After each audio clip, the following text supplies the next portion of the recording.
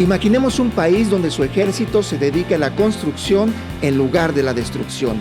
Ese lugar es México. Las Fuerzas Armadas se definen, entre otras cosas, por el mando que las dirige. En el caso de México, en los últimos 2 años, el ejército ha adoptado una personalidad alejada de las vejaciones a los derechos humanos y cercana a la construcción de un país que lucha por sacudirse décadas de retraso y corrupción. Hoy, 21 de marzo de 2022, se cumple el plazo impuesto por el presidente de México, Andrés Manuel López Obrador, para entregar el Aeropuerto Internacional Felipe Ángeles, construido bajo la dirección del Ejército Mexicano. La inauguración de este aeropuerto tiene como antecedente una confrontación entre el gobierno de la Cuarta Transformación y oscuros intereses económicos solapados por políticos corruptos. Cabe recordar que para hacer realidad la construcción y entrega del aeropuerto Felipe Ángeles se debió cancelar un proyecto faraónico que se terminaría hasta el año 2025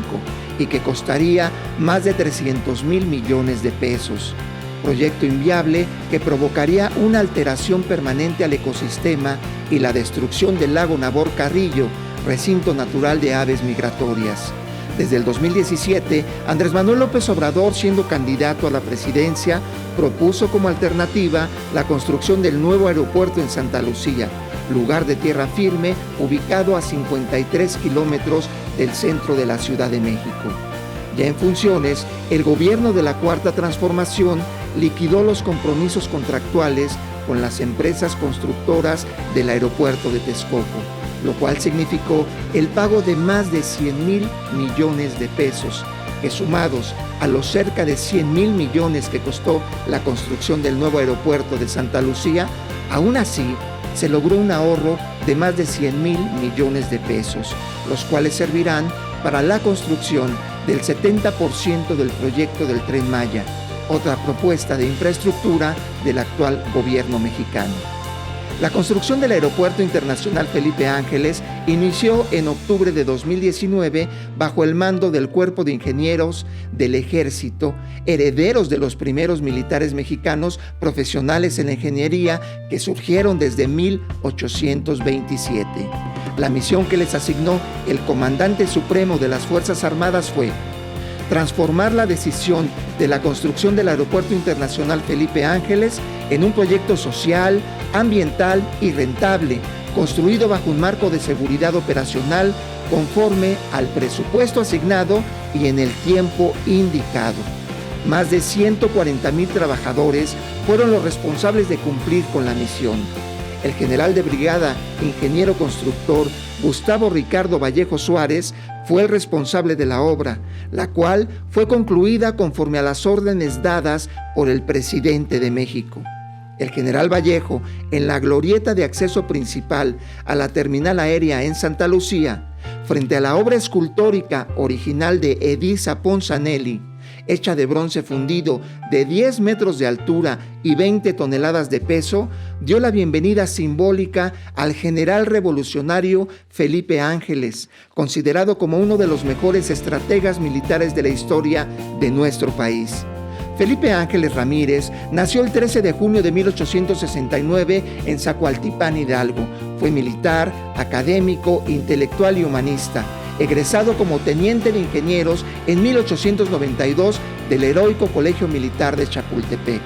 Por su valor impecable, honor y el cumplimiento de su deber, se convirtió en uno de los generales más prestigiados de la historia, quien luchó por los ideales de libertad, justicia, progreso y el derecho a una vida digna para el pueblo de México. El Aeropuerto Internacional Felipe Ángeles tendrá 3 pistas de operación, 2 para vuelos comerciales y otra militar que se podrá compartir para vuelos de carga.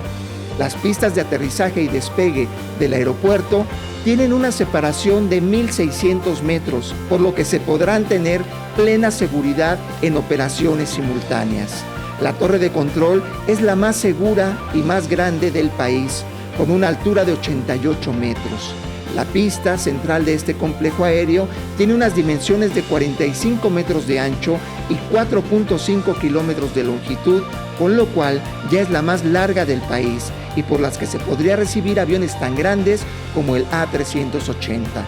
El complejo aeroportuario integral Aeropuerto Felipe Ángeles contará con conexiones de transporte terrestre, acceso a 3 autopistas, tren suburbano con estación frente a la terminal aérea, terminales de carga nacional e internacional, bases de mantenimiento de aeronaves, aviación ejecutiva, terminales de helicópteros privados y de renta, auditorios, centros de convenciones, complejos comerciales, hospitales, escuela y 3 museos, uno de aviación, otro ferroviario y un museo paleontológico con los restos de fósiles de mamut que fueron encontrados durante la construcción del aeropuerto. Los argumentos contra este proyecto han sido orquestados desde una debilitada oposición que no ha logrado hilar una resistencia racional, sino que ha recurrido a falaces justificaciones para defender al sistema de corrupción que impulsaba el malogrado aeropuerto de Texcoco. Más allá del anecdotario que se producirá en la ceremonia de inauguración, lo importante es que hoy, con la entrega del nuevo aeropuerto, se pone en marcha la Red Aeroportuaria Integral del Valle de México, que incluye al Aeropuerto Internacional Benito Juárez, al Aeropuerto Internacional de Toluca y el Aeropuerto Internacional Felipe Ángeles, los cuales darán servicio a millones de usuarios que se transportarán por vía aérea hacia y desde el centro de México.